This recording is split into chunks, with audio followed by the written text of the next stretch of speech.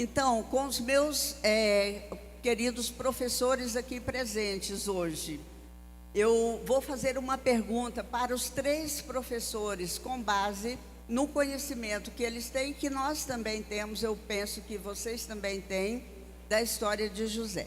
E a pergunta é: o que é resiliência? Boa noite a todos, que a graça e a paz do Senhor permaneça entre todos nós.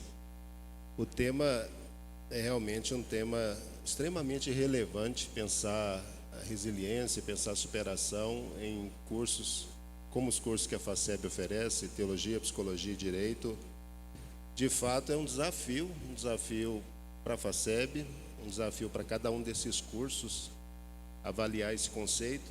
E no campo da teologia, a perspectiva, o conceito de resiliência está muito próximo daquilo que a psicologia assume, uma vez que teologia e psicologia, elas vão assumir ou vão de alguma forma lidar com o mesmo objeto de estudo, não é? Enquanto que a psicologia vai lidar com a psique, a teologia está preocupada com aquilo que a gente chama de espírito, com o ser, na totalidade, na integralidade.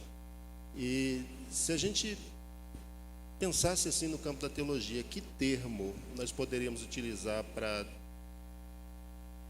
talvez associar com o conceito de resiliência que já foi apresentado, essa capacidade que o ser humano tem de enfrentar desafios, enfrentar dificuldades e voltar para o seu estado, para a sua condição original, de não permitir que esses desafios e dificuldades lhe causem danos. Esse seria um conceito básico para a resiliência.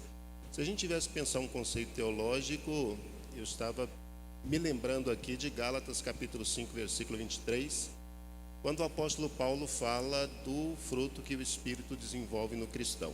E aí, na metade do versículo 3, Paulo está citando 9 aspectos do fruto, e um deles, o penúltimo, Paulo fala da mansidão. Para útes é o termo grego que aparece ali, que se traduz geralmente por mansidão ou por humildade. E é interessante pensar esse termo, porque primeiro ele é de origem grega. Aristóteles fez uso desse termo muito antes do apóstolo Paulo. E quando Aristóteles falava dessa mansidão, ele estava pensando numa condição de equilíbrio que alguém encontra entre um estado de irar-se sem razão nenhuma, que seria um extremo, e outro estado de ficar na completa passividade. Então Aristóteles pensava essa questão da mansidão como sendo esse ponto de equilíbrio. Quando Paulo trata disso na carta aos Gálatas, ele está falando exatamente de um aspecto, de uma obra que o Espírito realiza na vida da pessoa, e ele tem exatamente a ver com isso. A mansidão seria uma competência, seria uma capacidade que o Espírito Santo concede, desenvolve na vida do cristão, de fazer com que ele se mantenha equilibrado diante de desafios, diante de dificuldades. Então, desafios e dificuldades fazem parte da vida, fazem parte da existência. Cada uma das ciências aqui representadas vão lidar com isso, mas em perspectiva teológica, para além da capacidade humana, e existe uma capacidade humana de resiliência.